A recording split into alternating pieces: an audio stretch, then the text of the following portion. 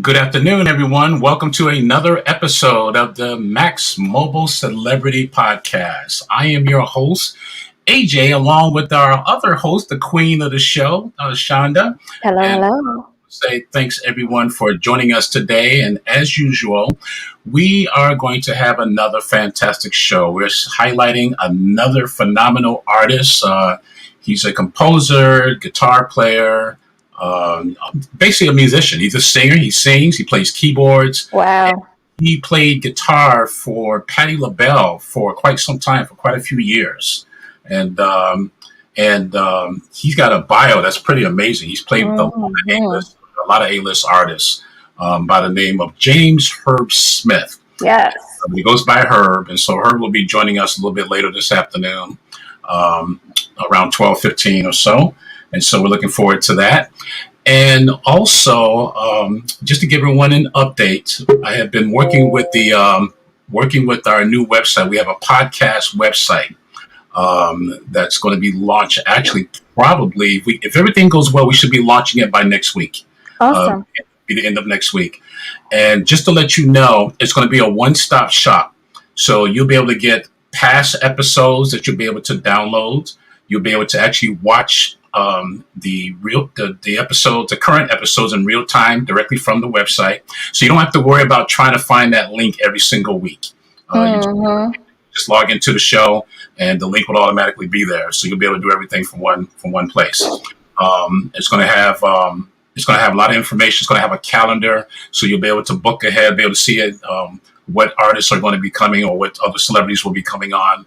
So there will be a calendar. So it's going to be a one-stop shop to make things for everybody, including us as well. So we're looking forward to that. Been working on that for the last 2-3 weeks, and we're very close. So we should be launching at the end of this week. So nice. Forward to that. Yeah, that's going to be really nice.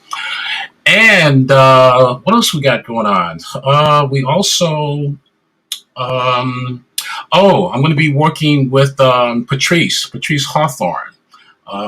We're going to be doing something together that's going to be coming up, but we're not going to be launching that until July. Okay. And, we're actually going to be doing a show that's called Virtual Blessings. It's called Virtual Blessings from the Rising Phoenix. And so that's I'll tell you a little bit more about that. We'll have Patrice on, and then she'll explain a little bit about that as well.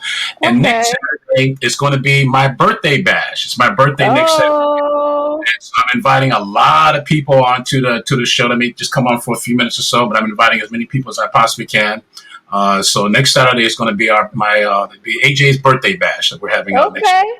So we're just doing a birthday drive-through. yeah, you're gonna be driving. You just come in and just say, "Hey, happy birthday!" And there'll be some people that'll stay with us, but I'm inviting a lot of people. I'm inviting at least about 30 people. So people are gonna be popping in, popping out.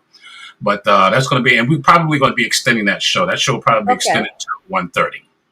Okay. So okay. Be our birthday bash. So that everyone will be receiving an email probably as early as tomorrow. Tomorrow you'll be getting an email on that, though, so that'll be coming out as well. So that's what's happening, and so got a lot going on. And what's happening with you, Shonda? You look great. Thank you. Just hanging in there, trying to live my life positive and keep, being thankful for all my blessings. And glad to be here Saturday. I know we're missing our co-host, but AJ, you and I have been rocking this thing out for a while with the two of us. So.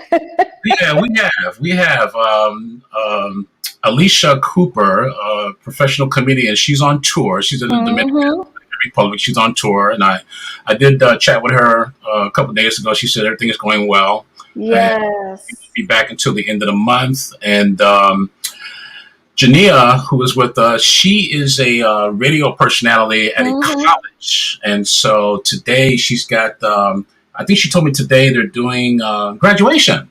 Oh, nice. Yeah, they get graduation day. So that's why she's going to be tied up. So, yeah, so it's just us.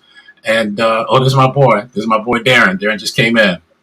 And anyway, we're looking forward to having her on there. We're going to have a great time today and get to hear some really juicy stuff from Patti. Yes.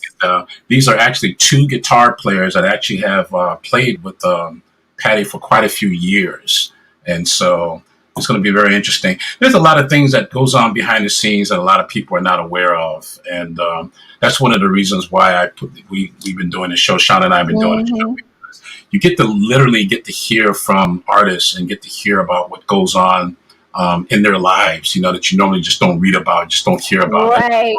I love the real unfiltered stories and how the artists talk about, what inspires them and they're, because they're people, even though they have done some amazing things, but it's just cool to hear about what their influences are and their stories and what it was like, with some of these people that we've seen and heard all of our lives. So I love that aspect of just having an open session with our guests. Exactly. And they get to just be comfortable and talk.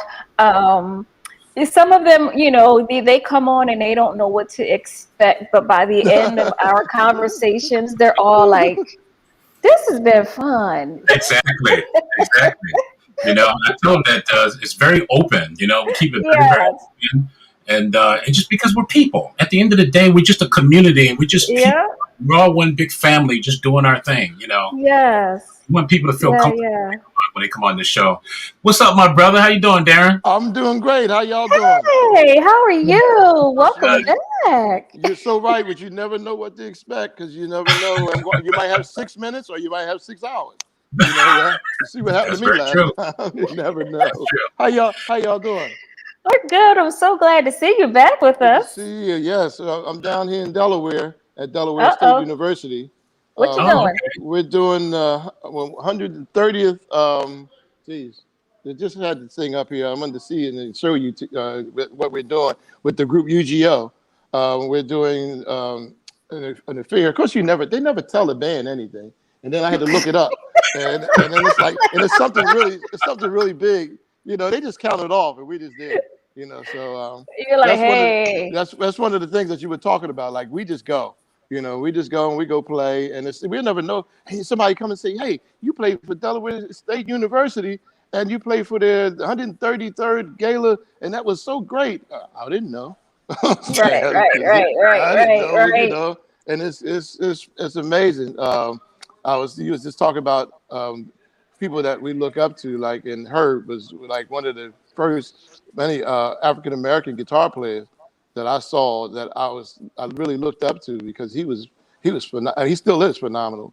But I just want to let him know that I really thank him for him and Ron Smith were really inspiring me to want to play, just so that we can do this, And they were really the parts and the things that he would play. He would connect the dots really well, and he knows his theory really well as far as So it was funny to come in and try to fill his shoes, but then you have to realize that you have to be yourself, on top of all that, Exactly. And I think he really got to like that because I'm not him, and where is he? Well, this is the thing. I just got off the phone with him just before the show, and he was on his way home, and he has his mini Mac system, computer system. He said he's never used it, never used the camera. So he's probably going to come in on his phone, but I'm going to surprise him. So when he comes on, I'm going to take you out, Darren. Okay. And I'm just going to take you off the screen because I want to surprise him with you. Okay. So he has no clue that you're going to be on today. Okay. What time is he coming? What time is he coming on? He should be on in a few minutes. Because I told him he's scheduled at 12:15. Okay. And I was on the phone with him just before the show at 12. He was on his way home then, and he said he'll be home in about 10 minutes. So he should be home now, trying to get everything together. I'm expecting him to come on at any time right now. So when he does, because if I pop him in, he's going to see you. So I'm going to take you out. Okay. Take me I'm out. going to put you back in the green room, and then let you story. And I'm going to bring you in. I'm going to bring you back in.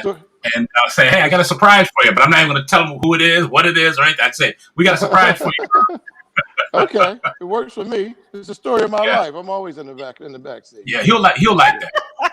Yeah, he'll like that. Yeah, he was telling me about his daughter just graduating from college. Oh, and, yeah. Went to that. And she's getting ready to go to law school. So I told him, I said, hey, I know how that is. That's a I got lot of Paula Holloway. responsibility.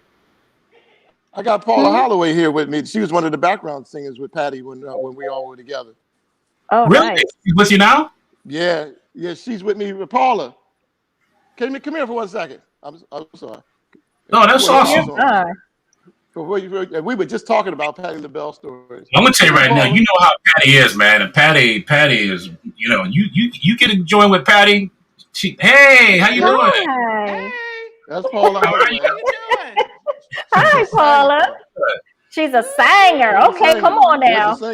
And there's Jermaine Bryson. He's trombonist for Cool in the Gang. Oh, And we got nice. Paula Nice here. to Paula meet you. Paula, we're gonna have you on the show Nice to sometime. meet you, man. We gotta have you on the show. That's what he Yes, said. I would love to be there. I'd love to come Yeah, on. we're gonna have you on, Paula. Did you, Where am I? Darren? Did you tell her that we got Herb coming on? Yeah, they got Herb coming on. I told her earlier. Cool beans. Yeah. I'd love to do it. Okay, so we have to we'll connect with you, and then we'll go ahead and schedule you on. They're gonna connect with you and they schedule you on. Awesome. Okay. Awesome. And she got a lot of stories to tell. Yes, I get that I'm quite sure.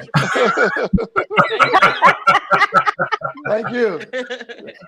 We got we got a little time. So like I said, that was Jermaine Bryson, the trombonist for Cool in the Gang. He's playing with us also. So this is a band that's collaborate. Am I saying this right? No, collaborating. Yeah, you got collaborating. You know, I'm at the college. I got to get it right. I can see them now. Who is that? He's one of us. So what time's your show? It's 1 to 3, and of course, you know, everything is starting later, so you never know how that's going to go. So, but yeah. So you need me to pop out so you can finish or before he comes on, or before I'm still waiting on him. He's running a little bit late, so I'm waiting for him right now. See, see what I just tell you. Yeah, that's how it happens. We plan what we're going to do, but God says my thoughts are not your thoughts. Come on now. Period. Come I on plan now. my day, and I might be going that way, and you know that's why I really just was hoping everything would work out and go into the sequence that we think it was going to be. Because I really wanted to say hello to you guys and thank you again, and just have opportunity to talk. We're gonna schedule you again, you too, Darren. We're gonna reschedule you again too, so you can have your 45 minutes. Mm-hmm. Yeah, I need about 6 hours if you don't mind. So we need about 5-6 shows. I need about 5 or 6 shows. I need. He needs a series. We can call it the Darren Daughtry series. Hey, that's it. That's it. Like that's what I need, a series. I need a series, that. man. But it's yeah. So we're here to do this today, and then I actually have a studio session with Rodney Mansfield. He's an artist from Philadelphia. Well, he's from down south, but he lives up in Philadelphia now, and I have to go do a studio session. Yeah, a studio session for him when I get back to Philly. Is he a singer? Tonight. Yes. Yeah. Very good singer too. Yes. Wow. I would like to turn you on to him also as well, because he's really doing some things. Oh, he did it. I'm gonna send you this if I still have it. He did a song called "Look What We've Done," and we did a video for it. We recorded the song, and it's about COVID. The whole COVID experience, you know, and he from his perspective, and it was really good. You know, I didn't know what I was doing. I was doing another song. He says, "Will you play on this song for me?" You know, and he said, "I know I called you to do this song, but can you do this?" You know, and I did whatever I did. It came out really well, and I didn't know what it was for, so I just played all this nice solo stuff, and I ended up being explosive on the track. And for the idea of the song, what it was about. Now, talking about just walking blind, I didn't know what it was. And then, wow. Yeah. So look at that. Yeah. And he's a really nice guy, too, you know, really good. And he calls me in to do these songs, to do another CD for him that Randy Bolin actually turned me on to him years ago. And Randy is the gentleman that's with the BET band, and we grew up in the same neighborhood. I think I was telling you about him before. He was Gerald Levert's musical director. He was with the OJs before I was, and he's the one that actually turned me on to the OJs. So he's always been like my big brother through this cycle of life, this whole thing. And we met when we were like really young, And Weez, come here for a minute. I got all these people that I just want you to say hello to. 'Cause you would love it. Now, this is Lawrence. This is Lawrence. This is Lawrence. He's the lead singer with UGL. And as you can tell, Hello. we're not dressed yet. They made me get How you doing, dressed my first brother? since I had to do this. Because he's He the said slowest. hello. Hey. He said Hello. hello. Hey. And Weez has been the lead singer for, man, he's just Jamal Adine Takuma, and a lot of, he's done work for a lot of people. But he's the lead singer for UGL, and right now and forever. Okay. But he's I like that. So he's another singer. He's another singer. So we got a lot of people here that y'all would really, and I have to turn you on to the podcast. Okay. That they have going. Yeah, It's really yeah, good. yeah. So I will introduce you to all these folks and get you tuned in to what's happening. How you doing, There we go. Jeff? That's a better. Hey. Lawrence. Yeah. See you. Yeah. Almost showtime. Yeah. I'm sorry. Yeah, So, almost showtime. It's almost showtime. But I don't see nobody moving. He's still in his street clothes. And it's funny because it's like that. It's like Well, that. look with at the our OJs, guest. because, He ain't showed up, and I talked to him about 20 minutes ago. Actually, it's been been a half hour. It was a half hour ago. He's still not. Patrice is in the chat, Darren. She says hello. Oh, tell her I said hello. Oh man, that's my girl. Patrice, tell Patrice put her camera on. She might, you know, you can't do that to us ladies. Oh yeah. Okay. But she don't want to come on. She don't want to come on. Listen, you got to give us notice. You make sure. She said she's driving. She's driving. Okay. Oh, okay. Yeah. She said she's driving. Okay. Oh, okay. Yeah. Yeah, Patrice is awesome. Well, yeah, she is. We did a song on acoustic for her, and it's like really hard for me to do that because I don't play acoustic too often. But she had me play this song, and it came out really, really beautiful. And I can't remember the name of the song. Gotta get rid of them. It's right in the middle.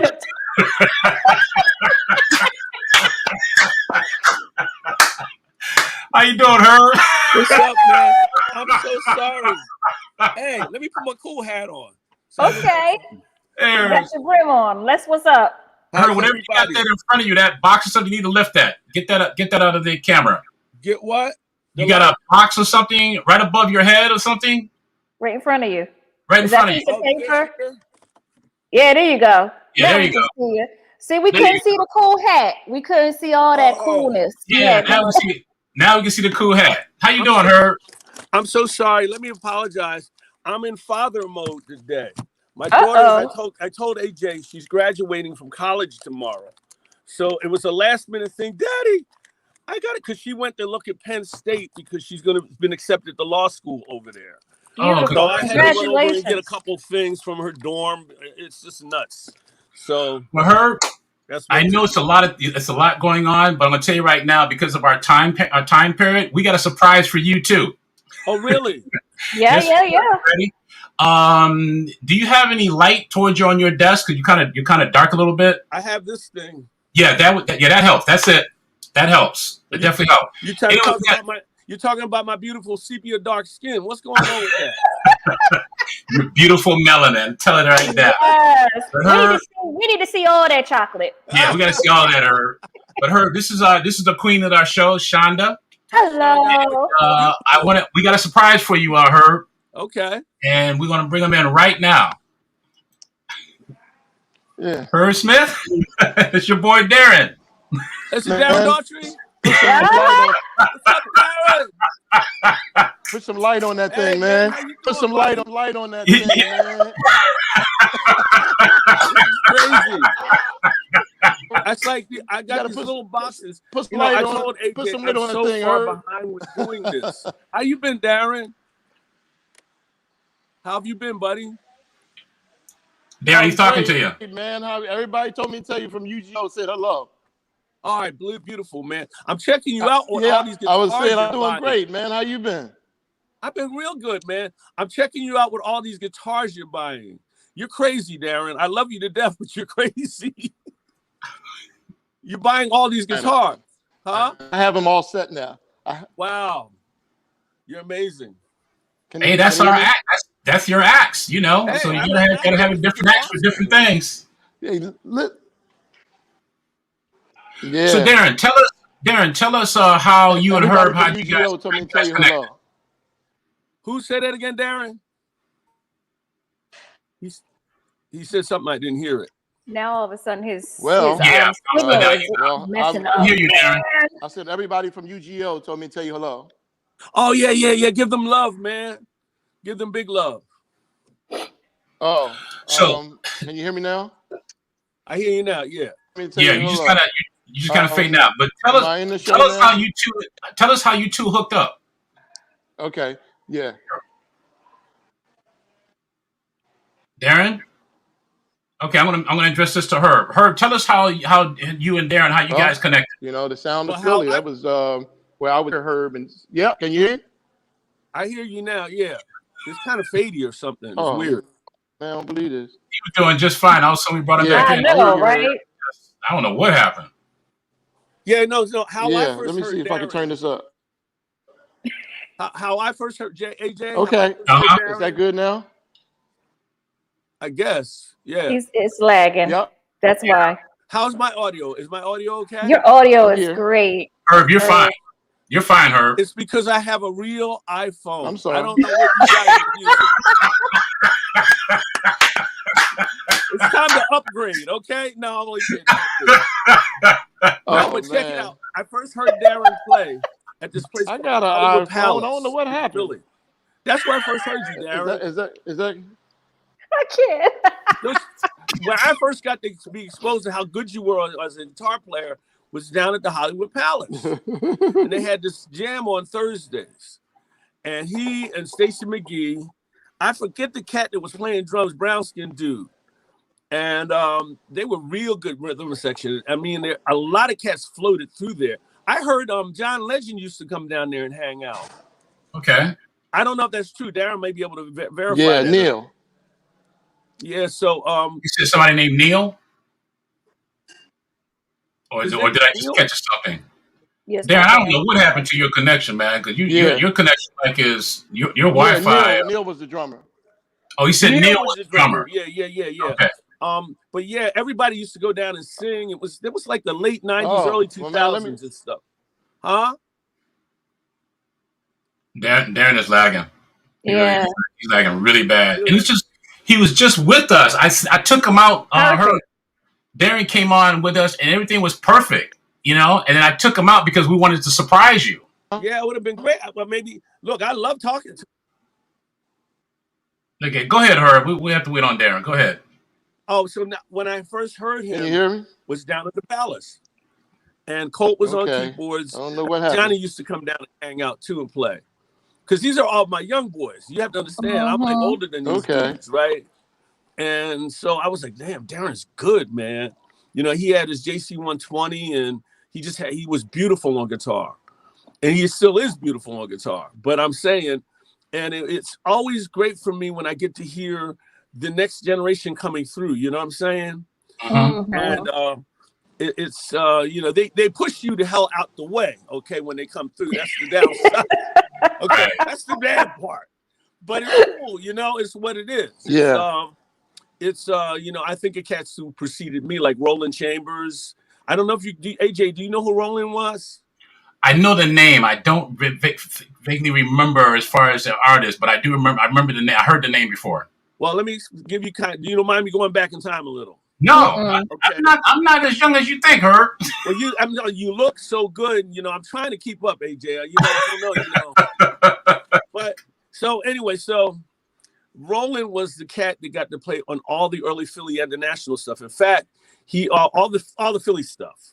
Okay. On the sessions, he was in a band called the Volcanoes, which was Kenny Gamble's band.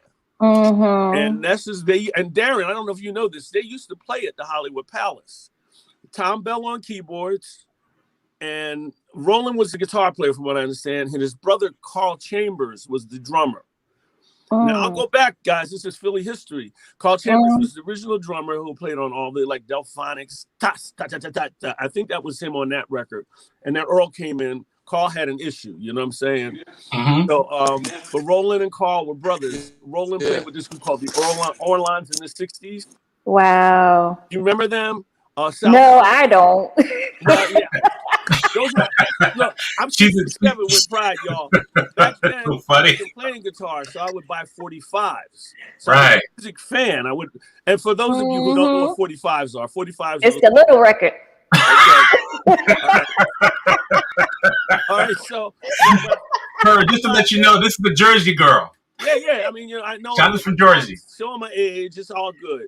Nah, it's all good though. I remember. Yeah, Roland was. So the cats who precede you, and I came on the scene. I was getting the calls. Roland probably wasn't getting the same calls. It's just going to be a progression like that. Mm-hmm. So while you're in that position of playing and doing what you're doing, if you're smart, which I hope I was, and I think I was, I use my monies and things to set up for the future. Gotcha. I got 2 sets of bricks I own, 2 houses, and I didn't screw it up. A lot of guys get out there and screw it up. Yeah. You got to make sure that you have future set up because, when you're gigging like that and you're doing that kind of work, you never know when your money's going to come in. Well, you're right. Yeah. It's going to, at some point, you're not going to be the cat getting them calls. Yeah. Being a musician is kind of synonymous with being an athlete. You have a period of time. Mm-hmm. You dig? That you may be in that limelight thing. Yeah. I'm still doing my thing. Because it's in you. I build backing tracks. I'm in my studio now. I don't know if you can see. And I basically self-taught myself keyboards. And I go around, I make tracks, backing tracks. Okay. These I play the bass, drums, and everything. See my drums over here? Hey, AJ. I play real drums in my stuff, dog. Yeah, I hear you, bro. I see it. I see. I see your kid back there. All right, check this out. Now, I wish you could see the scale, how small this is in here. I don't have room for a bass drum, AJ. So okay. The bass drum I play on the keyboard. Okay. I got a real good plugin. Johnny knows about this. It's called Superior Drums, and they sound like real drums. So I'll program all that stuff on my piano, and then play the live drums on top. Johnny thinks I'm crazy for doing that, but I love the feel of what live drums do. Yes. I play the real bass guitar and stuff in this stuff, but my keyboard chops have come up really well from building these tracks. I've been at this one restaurant for 14 years now doing this. And it's evolved to where I did the Soul Train cruise twice as the guy in the lounge by myself. Okay. And that was a real cool gig. Thank you, Henry McMillian. He got me on that. And so, I'm using the tools of the day while still being an old school musician. Mm-hmm. And I haven't been washed up completely, man, because cats who are at my point in the life cycle, in the music game, you're not, it's hard to, you know what I mean? You're not that guy, you even thought of it. The people who are making decisions are usually the people who are a lot younger than you, and they don't really know about you. So you might not be the one to get the calls for certain things. Right. And which is to be expected. So, I mean, I remember there was a thing called Standing in the Shadow of Motown a few years ago about the cats who played those records. And James Jamerson, I don't know if y'all know who he is. He's one of the main bass players that played like on Marvin Gaye and everything. Oh, yes. After that cycle ended, Motown moved to California. And he kind of got lost in the shuffle out there in the latter part of his life, from what I understand. He wasn't getting the same calls. Right. And so it's you have to pace this thing as a musician. You have to see this side while you're in that other side. Right. If you do, and all I had to do was look at the cats who preceded me. And I love all of them. And so I do thank you so much for this opportunity, AJ. I really mean that. That's awesome. Well, we thank you, Herb, for giving your us legacy. Because we have, I think Shonda and I, we're about a decade apart. And but Shonda's from Jersey. I'm from New York. Okay. Yep.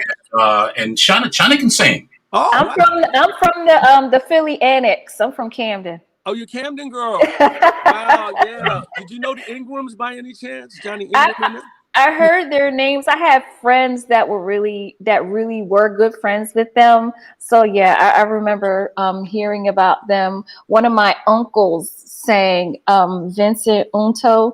So he sang backup for Stevie Wonder back in the Okay. day. So yeah, it's a small world. Yes, it is. Just Camden has some amazing people that came from it. I mean, Leon Huff came from Camden. Came from Camden. And Mm-hmm. so did Jimmy Williams, the late great Jimmy Williams, the bass player. And yeah, I mean, it was really the Philly sound, but it was really partially the Camden sound too. They're so close together. Yeah, It's yeah, it's like Camden is just another neighborhood almost. absolutely, absolutely. I think I'm tapped to be as they're talking to me as being the musical, what do you call the director at a church in Camden. Oh, nice. That's on Horizons. My keyboard chops are sufficient enough. I did a sub there as a keyboard player. Yes. And, I mean, I'm really a guitar player, but I play this thing and I've gotten better with it through building backing tracks. It's like a lot of guys when they do this track thing, they go buy them. I make them because I told people I have to keep the musician in it. Gotcha. We got all this technology. That's fine, but I have to keep the thought of G minor 7 or the same processes that we used back in the day in today's thing. And I kind of learned how to play the keyboards a lot through this. Okay. Building these tracks, it's I didn't intend that. It's just the pursuit led me this way. Led you to that. Okay. Yeah. So let's talk a little bit about how you write your music and how you write your tracks. Like, what is your creative process? Like how do you begin? That's a very good question. I have so many songs. I have songs that people haven't heard, and I'm trying to figure out how to let them hear them. There's a song I wrote a while ago called "Drive by Bullet." Now, it's a horrible title, but it's true. And this song is cropping up now because I just did a new vocal on it. And the words are having meanings that live. And I wrote this song maybe about 12 years ago, copywrote it. My process just flows. Sometimes it'll come from, a lot of times what I'll do is I'll just put together a musical form and I'll get on the mic and chant an idea. And I'll come back and walk away from it, come back and listen to that chant. Like, whatever. And wow, okay, what is that? And I'll pencil in something I think is a phrase of a lyric. Right. Once I get a phrase of I saw the flower in your eye or something, whatever that is. Right. And then you can build on it. Upon that, I saw the flower in her eye. You dig? And then that will just grow out. Oh, so there's a flower in her eye. So concepts will take you further along in the songwriting process. So you will develop that flower in her eye. That could be the title of the song, actually. So are you feeling what I'm saying? So that's how songs come about. So the chant, the vibe of the music, and it just will grow out from what that was. And what happens is if you do it that way, you're using your subliminal side. As a musician and writer, you cannot use your conscious side of your brain. You have to find that part where your soul can flow out. Yes. And what happens is the honesty in that will happen. Any good songwriter will tell you. So there's various processes. A melody can happen, a lyrical concept, the flower in her eye. See what I'm saying? There's something there. But I like that. Yeah, it resonates with you. Yes. So you sing also. Like, what do you prefer? Do you prefer to sing? Do you prefer to play? Do you prefer to sing and play? Like, depends? It's really wild. I've been playing guitar since I was 9. Okay. Wow. And so for those who care to know, that was 1963. Okay. But I was singing before that, obviously, as a kid. So I would mimic the singers on TV. I was telling you about the Orleans records and those 45s I would buy. That's before I played guitar. But I would listen and be fascinated by the cats who were playing on these records. And I would mimic the singers. And the guitar came along. My mom was hesitant to give me a guitar, but she got me one. And I just developed it. By age 13, I was actually in a band, a real band. That's the first time I went on the road. That's 1967. Wow. And we had this 3-piece trio, and we went to this. I love this story. We went to this place called Henry's Beach, Maryland. This is 1967. So we got down there around 4:30 in the morning. I had to ask my older friends. Jimmy Towns is my first bass player. That's Jazzy Jeff's brother, if anybody cares. Okay. So we got down there, and we're on country road. It was dark, and at the end of the road was fire. We got closer to it. It was a cross burning. It was a Ku Klux Klan rally.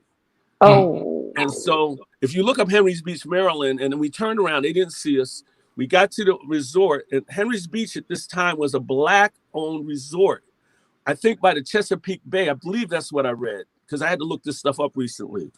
We had, for Black folks, it was segregated. We had places where we could go in the summer and hang out, barbecues, and this place would feature all the hot acts. Like the big acts would come out and play. It was a resort. But next to it, a little further up, was the white resort. And so that next day, all my friends went out on they were fishing on a boat or something, and I was walking on the beach. And I was walking, and they looked over and saw me and go, "Herbie, what? Go back." "What do you mean, go back?"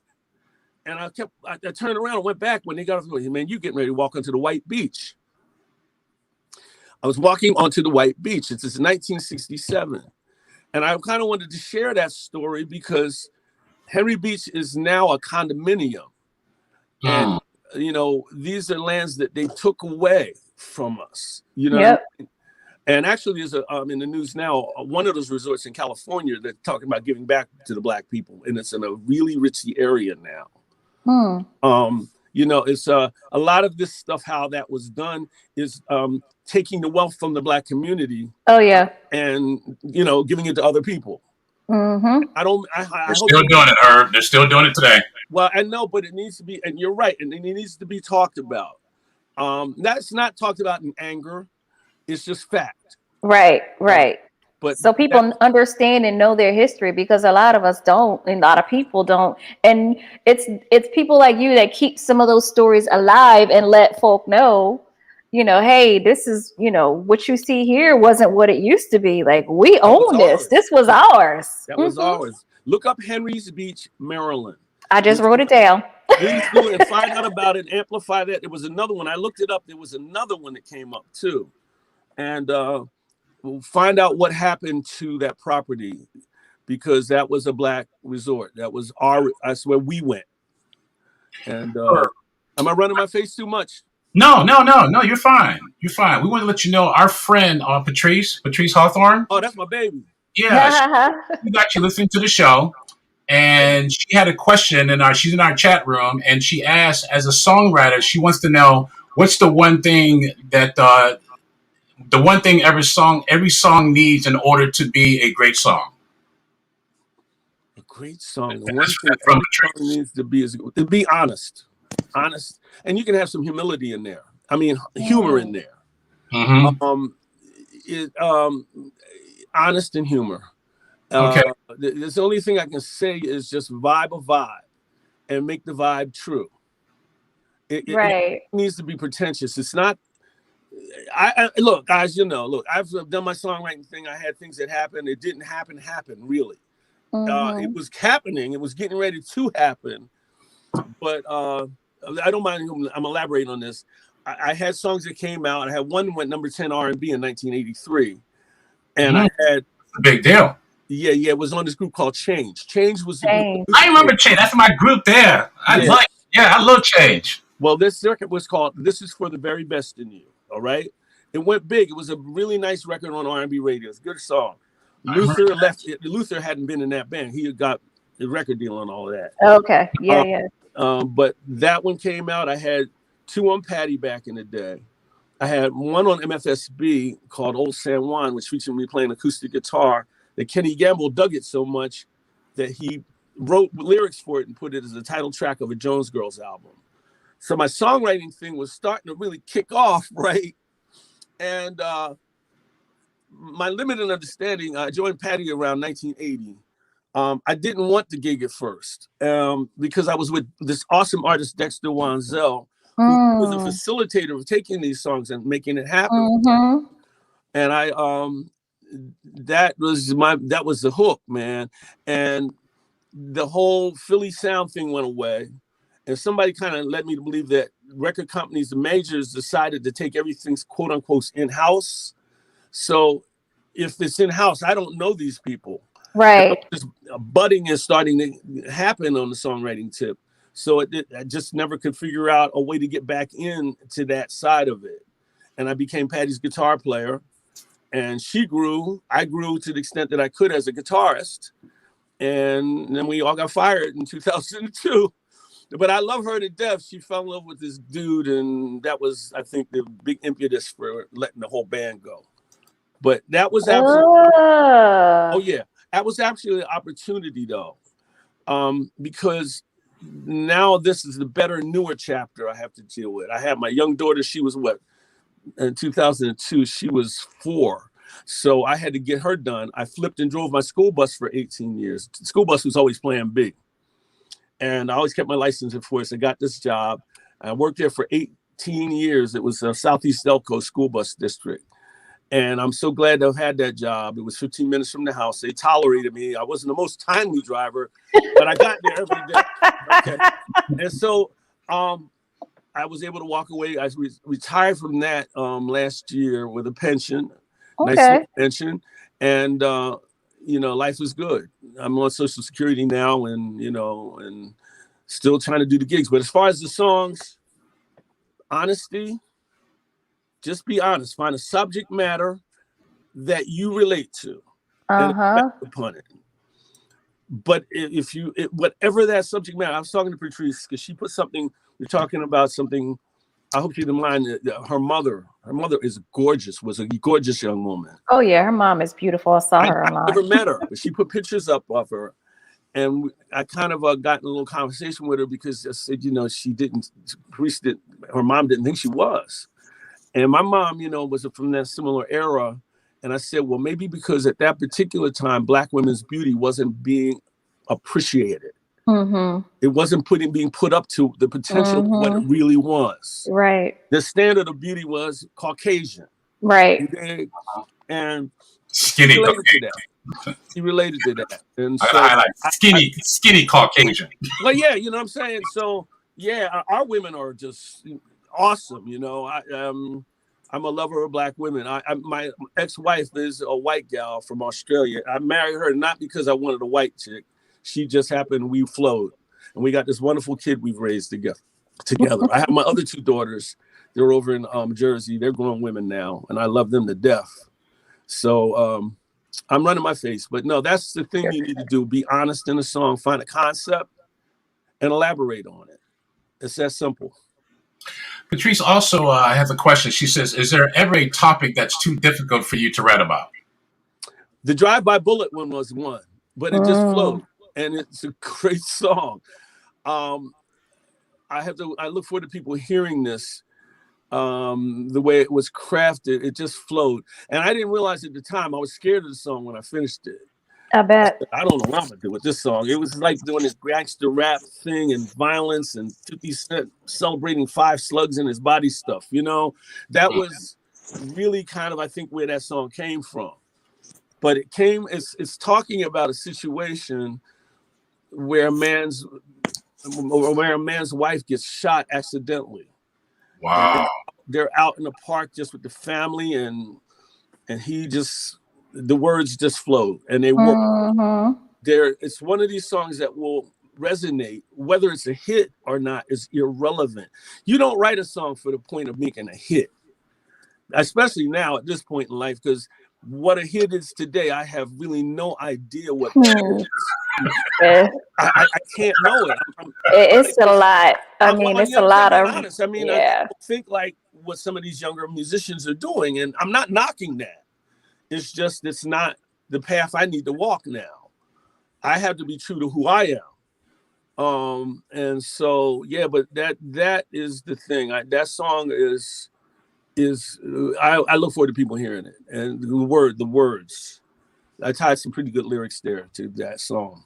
But and you know, just like some topics are, you know, like Marvin Gaye wrote what's going on so very long ago, and it's relevant today. There are absolutely. just some things that are just, you know, timeless, and they just resonate with every generation. Like Yeah. there is some people, some songs out there, you know, it's like my mom loves it, I love it, my dad loves it, my Yeah. grandma loves, you know Yeah. what I mean? Yeah. It's the Yes. kids love it. It's just when you know that all the generations can appreciate a song, you know you have a hit, and you didn't really set out to write a hit. You just set out to write good music. You know, And that's the part where you're talking about honesty. If hon- you just put your heart in it and you set out to do something that you feel like this you were led to do, it should resonate with a lot of people. that's a great title. What's going on? I'm sure at the Hmm. time I can't be in Marvin's head. He looked around and said, "What's going on?" Right? And so that just led everything to what he wanted to talk about, why, what's going on, and see why the sad part of it is still relevant because what is going on. It's like you would hope by now we wouldn't need to talk about that. It would be, Right. We would have kind of figured out what's going on. it's cool. Everything is great. We don't have Derek Chauvins out there kneeling on people's necks. Those kind of cops are not, but we still have those type of cops out here. We have great cops out here, but we have those other ones. And so there's a lot of things we need to do. And that's just for the Black community and the white community, for all Americans to make this thing better. But you have a point there. Marvin's a brilliant man. He wrote some great music. Whew. I don't know. This is going to blow your mind. For my mom had me in this private school at age 10. I was 10, 1964. Because my mom was a registered nurse. She worked at this all Black hospital. She became a head nurse or something. So she made money. She divorced my father. I'm only child. She sent me away to the school in upper state New York. I see it now as an adult. This is somewhat selfish, but I was there for about 2 years. So I'm a Black kid with all these white kids. All right, what school was that, if you don't mind me The asking? school was called Lewis Wadhams. Okay. In fact, it was run by a fellow named Herb Snitzer, who was a photographer who Quincy Jones knew, and this guy took photographs of all the jazz greats. But I guess he made his money. He bought this ranch out there and started this free school. It was a free school. So Oh wow. basically the concept of the school was free to children, and they will discover their path. And so consequently, I didn't have to go to class. This is going to blow everybody. I didn't have to go to class for about 2 years, which was really bad.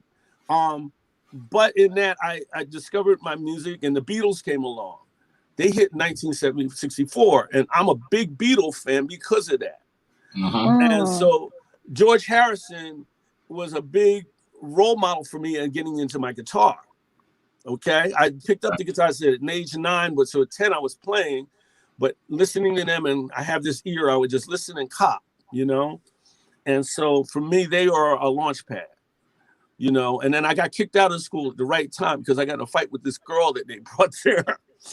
So they got sent back to Philly the right time. I came back to Philly in 1966, right? So I was 12.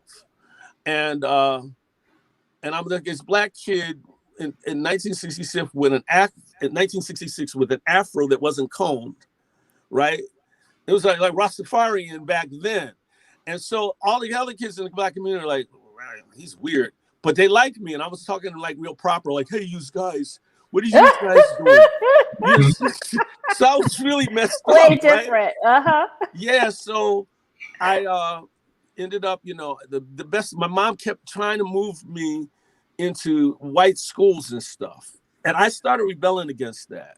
I wanted to have more Black consciousness. And I decided to go to the high school, Bartram High School, which was a public high school here. Right. And the best decision I made, in fact, she let me pick the house that she bought in 1968, which I still own. I rent it. And I wanted to be close to the Black community in the inner city. She wanted to get someplace that was in the suburbs. She's just a Black woman trying to find a way to move her kid into a place of, and protect you. To protect me. But at the same time, what happens is I'm so glad I appreciative of all kinds of cultures, but at the same time, I'm really glad I'm a Black man who knows the beauty of being Black. And I got to play in West Philadelphia I came up at the greatest time because it was music everywhere in our community. Exactly. And everything I became came from playing these local bars. And in 1967, 68, 69, and all of that, everybody had a singing group in Southwest Philly because all of them wanted to be like the Motown act. That's it. And so my career developed with Jimmy Towns on bass, and I had Billy Little on drums. We were a tight rhythm section, so we backed all these wannabe singing groups. And it just flourished. And I being the only chord instrument, I had that ear I could cop and listen to a record and cop like the little string line that happened while getting on the rhythm guitar part. So which helped my guitar playing skills. There was no keyboard player.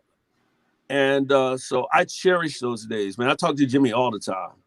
I said Jimmy Towns is Jazzy Jeff's big brother. So wow. Jeffrey used to listen to us rehearse in the basement when he was a little boy. This is how far this goes back. So that is amazing. Yeah. And so, it's all a family, man. And it's I've been so blessed at the ride in this music it blows my mind, and it continues to. And this part of what you guys are doing with me is over the top. Really? Well, we love this anybody part. Cares to talk to me about this stuff. It's stupidly amazing. We love this part. What is your most memorable performance? What was it? Do you have one that just stands out in your mind? Like, yeah, this is the one that just did it for me. I think the most memorable one would be the one I did with Patty for Live Aid. Why? Because that was like a rock star moment. We were playing in Reno, Nevada, right? And you remember Live Aid came in 1985, I think it was. And they had one concert in Wembley Stadium. And this is for like relief for, I think, Africa, yeah. Yep. And another concert was set here in Philadelphia at the old Kennedy Center down there, by where the stadiums are. They tore that place down. The vet was that the vet? It wasn't. I forget. I don't remember. Okay. But it was some stadium that was there. Anyway, so in order to get the whole band and herself back to Philly to do this gig, plus we had to play that same night back in Reno, they got us a Learjet. It was a Learjet. It blew my mind. So we were flying on a private jet, Patty on the band, from Reno all the way over to Philly to do this gig at Live Aid. And we're there with Tina Turner and all them. And we did our gig, got back in the limo, went back to the airport. I couldn't go home, and got back on a Learjet and went back and played that evening gig. Nice. In Reno. That one stands out. That was like, yeah, that's that's a lot in one day. Yeah, that was like rock star stuff. But I love Patty, man. That's my baby. The gig ended in 2002. I've seen her since then. I'm so glad can I be honest? I'm so glad she's not with that guy no more. And I'm so happy that Zuri is managing her. And that's her son. And so, everything happens. It's a period of time of life. I was so fortunate and blessed to have that ride. Darren played with Patty for 2 years too. I got fired twice. So I didn't do anything really. It's just irrelevant. But that's fortunate they got me back in, And did Darren get back on this? No, he had some problems, and I think he was scheduled because he's doing a gig. Yeah, they were starting at 1. But Herb, before we go, we're getting short on time. And what I want to do very quickly for our viewers, I want to play a very quick video of you. Okay. And this is one that this actually just basically highlights you. That's why I said I was shocked to find out that you do it all. Yeah. Okay. That's my promo video. Yeah. My deep, rich baritone and his custom-made backing tracks. Whether your event is sure to succeed with Herb. Oldies to hey guys. Atmospheric to that's dance. all on my basement, by the way. So give a call Okay, now. I had this guy come down with a karaoke. I have my own lights. Her plays the I real have got bass the guitar backdrop, into his tracks for that Motown and that's me doing my feel. solo act. Times with good people and the right music at the right volume is what And you that's have. me doing the narration too. So you do it all. Well, I found a way to keep my Here hustle. we go.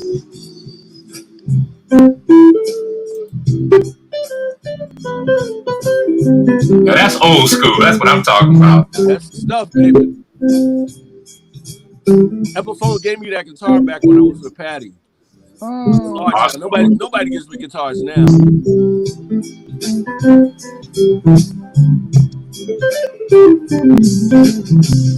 All right now. Thank you. I can't do that. I got a gig to play. I'm gonna play that guitar. Real gig.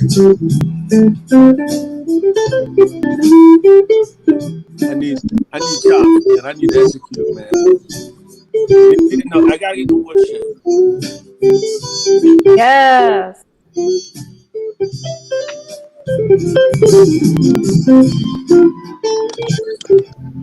Those fingers in my hair. Johnny got a voice. Sinatra joint. That's it. AJ, that's how I'm doing this now, man. I'm in an Italian restaurant. That's what I do.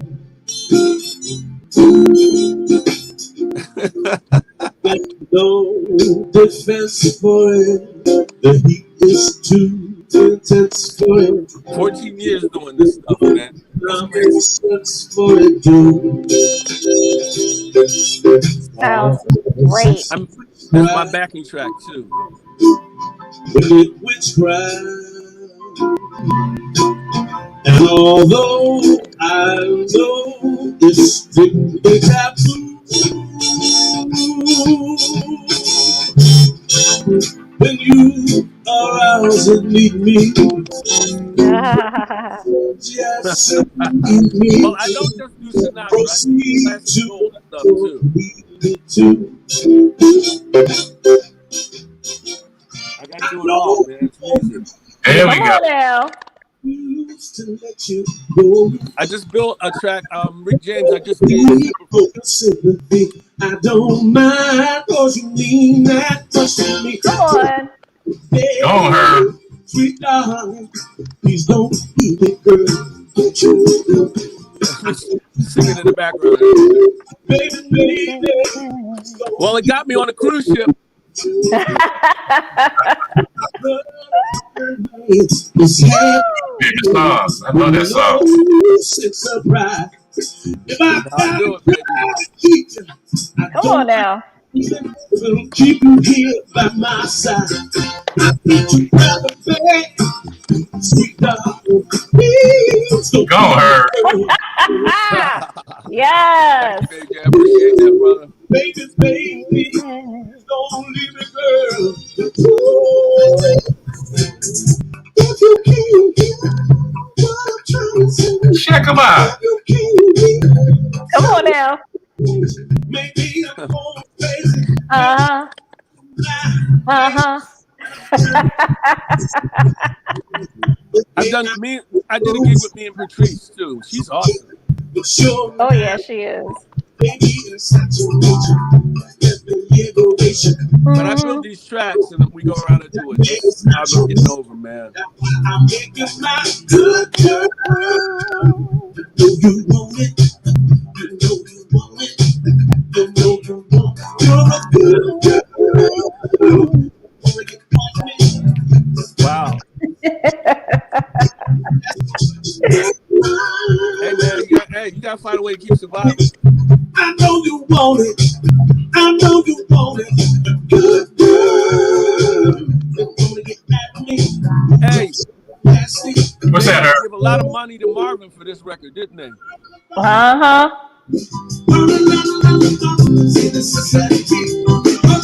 Y'all ain't bust out with the La Bamba.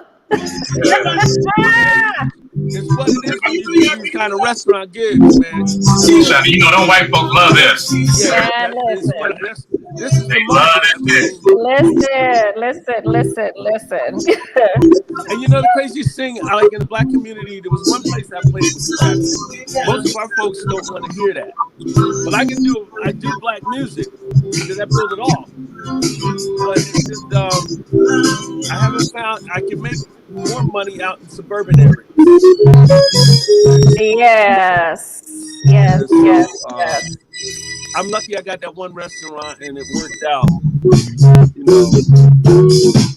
That's how I was singing around in the Philly area. Oh, you were really? In the suburban areas. Well, I worked for an entertainment company Which that did company did all. you work for? I worked for Bobby Morgenstein Productions. I've heard of them. I don't know about them. Can he use me? Can you give me some gigs with him? I live in Florida now, so I don't think he's doing anything, but he's big on the DJ Yeah, circuit DJs. Yeah, I know. That's that kind of thing going on. and bar mitzvahs. Yeah. That's where the money Yeah. is. I hear you. Yeah. The whole thing with being a musician, you better keep yourself flexible so you can drift. So you're not dependent on this. You know what I mean? And but it's worked for me. I'm still at that restaurant. It's not as often. Like I have 2 gigs this month. I did. Now next month he's going to give me more. In Philly? That's in Ben Salem. In Salem. This is Okay. called La Chena up in Ben Salem. It's an Italian restaurant up there. I built this up there. Gotcha. I got this one lady named Pam Russo took me in there. I was in a band with her, wedding band, and she took me in there. We did a sub gig, and the owner liked what I was doing. Pam allowed me to go and do solo gigs, and I ended up solo Yeah. for a long time.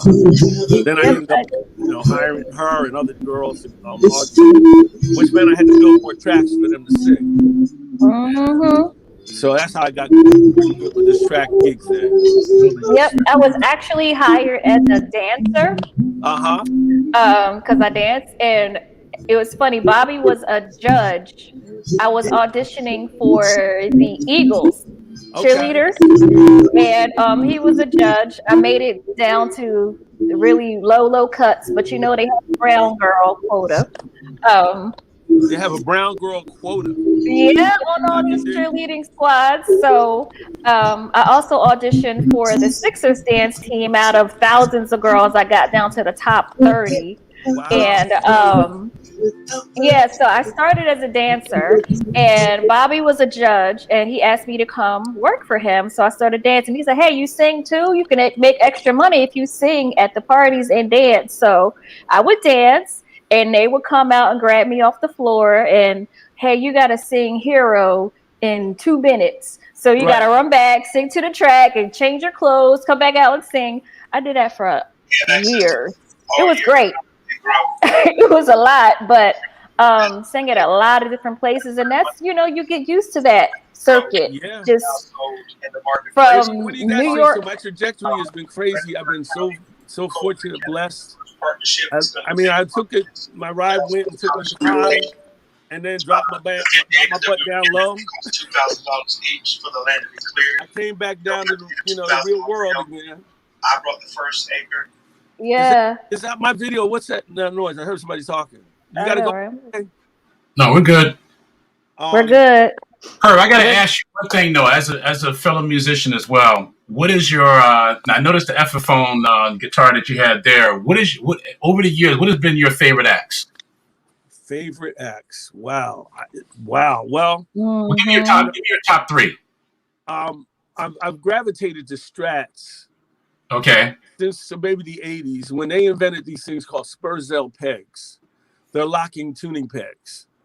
I never wanted one back in the 70s because that thing, when you hit the whammy bar, keeping it in tune was crazy. I probably didn't know how to lock the string well, but I didn't really. So I was more like humbucking guy. Like my first guitars were Gibsons, but I had my mom got me a 335 back in the 70s. And then Played that for a long time, and then I moved into some other humbucking style guitars. I love humbucking guitars anyway, but I Yeah, did love you my get an SG? chats too. Did you get an SG at all? The Gibson SG? I never had an SG. T Life had an SG. You remember T Life? Yes, I remember T-Life. Oh, boy, yeah, a great brother. Great guitar player too. Anyway, I never had one of those. The closest I had to one of those was a Les Paul Jr. in the '70s. I played with this group called First Choice. Do you remember them? I remember First Choice. Yeah, I was in that band when the Yeah, record launched out, and time ago. yeah, back in the early '70s. And so yeah, now I'm Strat guy, but then my acoustics, I have a Martin steel string. I love that guitar, steel string electric. Then I have a Takamine nylon back there. Then I have what is it? Oh my goodness, I'm losing it. A Paul Reed Smith. Oh, Yeah, okay. it's a great guitar. It's a McCarthy. Yeah. And so I'm one of these guys at this point in the game. You know, I went to the music store and looked at the guitar maybe about a couple of weeks ago. They wanted $2,000 for it. I'm like, I mean, why? I got enough guitars, you know. So Yeah. I played it a while. I dug it. I mean, if something comes down the pike where I can rationalize getting an axe like that, I'll get it. You know, you can always use a receipt to write it off anyway. Right. It needs to make sense to me, you know. We just came out of pandemic. You know, I was working, but I'm not working that much. You know, I was doing, you know, and so justifying spending that much money for a guitar at this point is just crazy to me. Well, everything's about to pick back up, so yeah. You'll be out there again doing your thing. I have my shots too. I have both of them. There you go, out there doing your thing. I got and hopefully. I'm sorry, I didn't mean to cut you off. No, go ahead. Go ahead. Ladies first. You know, hopefully by the summertime we'll all be back to normal, and all the live music venues will open back up, and all the musicians can get back to work out there. Yeah, I certainly hope that's going to be the case. I really do. We'll see. I know it's coming back. I know it's the thing I do with the track thing. That should work out for me. I don't have the only cats I'm playing with right now are the trio I play with, which I'm playing at this Mexican restaurant with them today. Nice. But nice. It's not that I don't want to play with cats. We need more venues. I mean, I would be a great augment to some kind of a band or either starting my own unit. Right. I just it's a part of figuring out what the figure out is, you know, in terms of this phase, you know. But you have definitely adapted to change, and you know, just the fact that you're still out there doing what you do, singing and playing, you're making the backing tracks, and that's the longevity of it all. It's you adapt to the circumstances, and you still get to do what you love every day. You got to keep it moving, and I appreciate you recognizing that. It's you know, life has so many opportunities if you just see it. You know, I got lucky. You don't do any stuff by yourself. I got lucky. Somebody put me in that situation. I've been doing this track band thing since 1996 rather. I was in Patty's band, but when she shut down, I had this restaurant called O'Hara Seafood. And up there on 39th and Chestnut. It used to be on that corner, the university area. And I went in there for dinner. Yes. You know what I'm talking about? And I went in there for dinner. I was off the road. And I saw this guy playing piano and a girl singing. I couldn't play piano yet. I said, I can do this. You know, I had done the cover thing in Atlantic City with this lady named Rita Stafford back in the 80s. But I was just part of the band. So I said, well, shoot, I'm going to go home with my equipment I have for songwriting. I'm going to put together 5 songs and give them a cassette of 5 songs. Cassette. Okay? And they gave me gigs with me singing. I'm like, oh, my God, how am I going to pull this gig off, right? Because I couldn't play keyboards. So I had this one. You're going to love this, AJ. I had this keyboard sitting right over there. It doesn't work anymore. It's called a Sonic SD1, right? Oh, God, I ain't seen one of those in ages. Okay, yeah. So my buddy, Sonic. Thank you, Alan. Alan Blake took my board. It was actually a VFX SD is what I have, but he upgraded it SD1 because he worked in the Sonic. Alan Blake.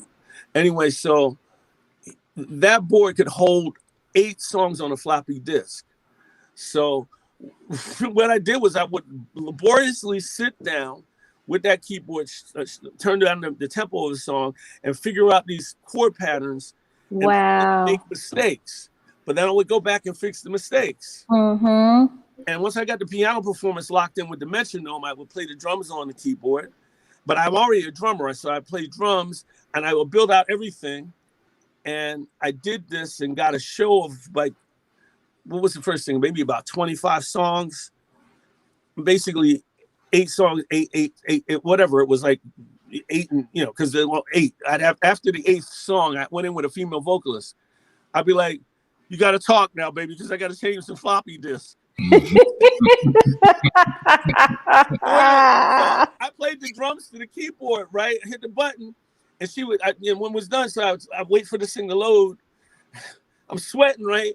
And the thing would load, and it got done, and we had 8 new songs. There you go. And it got over. They kept giving me gigs, right? So eventually, I ended up working with Stan Davis Sr., and we never rehearsed. I played drums to him, playing keyboards, like left-hand bass, and I hit the button on my stuff, and it was great. But that's how I got into this. AJ, the first time they paid me for doing this track thing, I was like, I can't believe I got paid for this. Yeah. Something you love to blew my mind. I was like, wow. And the reception was great because luckily I was in a cove. I was dark, so I had my drum set and the keyboard off to the side, right by the sock cymbal. I cue up the song and hit it, and all the music would fly out the speakers. And it got over. And so that was then when the Patty gig ended. I ended up with a couple wedding bands. Yeah. Then 2007, that young lady, Pam Russo, brought me into La Chena. And I already had backing tracks I'd started building, and I just elaborated on them and just kept doing it. Kept it moving. Kept it moving. So, it's never you by yourself. It's always some angel that intercedes and leads you in a possible direction, I love that. So I love that. That really has been it, man. And I don't give myself any great glory or anything, but I'm so glad Johnny Kuhn put me together with AJ. You said we met back in the day, right? It was a long time ago. You and I actually met back I was up in Rochester. Wow. And we did a show. You actually did a show with Patty up at the Highland Park. I remember that gig. Up in Rochester. It was around 70, 79, 78, 79. Well, I wasn't in her band. No. It wasn't in 78, 79. I'm trying to think what it was. 1980. Yes, it was. It was in the 80s because it was before I went to Bobby. Yeah. And it was at Highland Park. And we actually opened up. We opened up with you. Oh. And I was in a group at the time called Chocolate City. Okay. And so we were a local group then. And so we actually opened up because I was already with CBS with Wild Cherry. And so when I left, my contract ended because I was with them from 76 to 79. Wow. And then I got picked up by MCA Records with Bobby Brown. And so in between times, I was with the group that I grew up with called Chocolate City. And so we actually opened up for you guys, and we played at the Highland Bowl, which is like a huge park. And the stage is looks like a big shell. It's like a bowl. It's round and had great acoustics. And that's where I met you. Wow. And I remember, I met you back then. And the funny thing about it was I actually got a pic from you. You don't remember this. I don't remember it. Yeah, I got a pic from you. I met you. I shook your hand. And the promoter, he was from the radio station. He was from WWDKX radio station. Right. And he introduced us, and I was so blown away by, the guitars and bass, because I grew up as a guitar player. Okay. And then I transitioned over to bass. But I literally met you, and you gave me a pic. And I was kind of blown away by that. Did it have a pic with my name on it or something, or was that not that kind of thing? It was just a regular pic. Yeah, it was just a regular pic at that time. Yeah, because I'm trying to find a time period. Yeah. And I was blown away by that. Yeah. Wow. An endorsement with, was it PV? And they made me and Rev our own custom picks, but that was maybe in the mid 80s somewhere. I forget what year that was. So that was probably later. But yeah, man, that's crazy. Yeah, it's for me that whole period in terms of some associations, and I wasn't doing drugs or anything. It's like a blur, Oh yeah, it's a lot going You're on. moving around so much, but I'm so glad we met, man, and I really appreciate you doing this. Yes. Well, And gentlemen, we're actually overtime, but we're at the end of another fantastic show. Mr. James Herb Smith, it has been a sincere pleasure to speak with you today. thank you. Thank you so much for sharing your legacy and your gifts with us. Would you like to have some or give some shout outs or have any closing comments for our audience or anybody you want to say Shout out hello Johnny to? Kroom. He put me and AJ back together here. Uh-huh. He's amazing. What an amazing guy. That's a cool dude, man. Yeah, he's dope. And wow, it's just all my Philly friends: Dexter Wanzel, Patti LaBelle, my daughter Brianna Yvonne Smith, who will be graduating tomorrow. Congratulations, Her Miss mom, Brianna. her mother Congratulations, Elisa Dora. O'Keefe Smith. All my other two daughters, Mimi. By the way, my other daughter, Mimi, she's a rapper, but she does those cuss rap things. If anybody likes that, look up Miss Mimi. She's really good. She's a very talented young lady. Love it. Okay, Mimi. And and my daughter Kira, her sister. I just love all my family, man. And I thank you again so much for this opportunity. It's our pleasure, and thank you for joining us today. AJ, you want to shout out or I'm going close to us give a out? shout out to Patrice Hawthorne, Yes. and my boy Johnny Kroom. A quick shout out to them. And shout out to all of our everybody up in the Philly, Jersey area. That whole New York, Philly area thing, man. There's so much talent that has come out of Yes. there. Yes, it has. They basically Philly really owned that era, to be honest with you. Outside of Motown, it was Mm-hmm. Philly International. That whole era between the late '70s, mid '70s, all the way through the '80s, man. That was such a huge era at the time, with so many artists that came out of there. So quick shout out to that whole area: Jersey, Philly, New York, Hey. everybody up there. Quick shout out to Gail. Thank you for joining us today. And like I said, Patrice, thank you so much for Thank you, joining us Patrice. today, Patrice. Thanks, And Patrice. Thank you, Gail. and Herb, we'll be talking off the air. We'll be talking later on. Like I said, I got some things I want to talk to you about that's going to help you. Okay, I appreciate Promoting that. I really do. your tracks and stuff.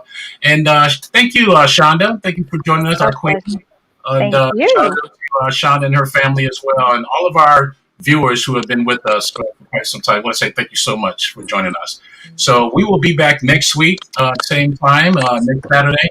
Matter of fact, next Saturday is my birthday, so we're going to have our birthday bash, and I'll be sending out an email to everybody. Emails will be going out tomorrow, and we're going to be I'm going to be inviting a lot of as a lot of artists, a lot of people who have been on the show, and some people haven't been on the show, but we'll have a pack full of people next week. Can't wait. And you get one too, Herb. I want to say thank you so much for that. So in the meantime, I want everybody to stay safe, stay sanitized, and stay smart. And we will get through this just like we have gotten through everything else. We want to get through this as well. And see you next week on the Max Mobile Celebrity Podcast. Everybody have yourself a great weekend. And thank you so much, Herb. And like I said, thank you. Congratulations to your daughter's graduation as well. Hope you have a great time tomorrow. Thank you so much, guys. All right. Both. Take care. Bye.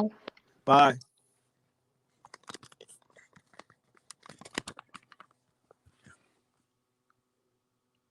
How do I do this?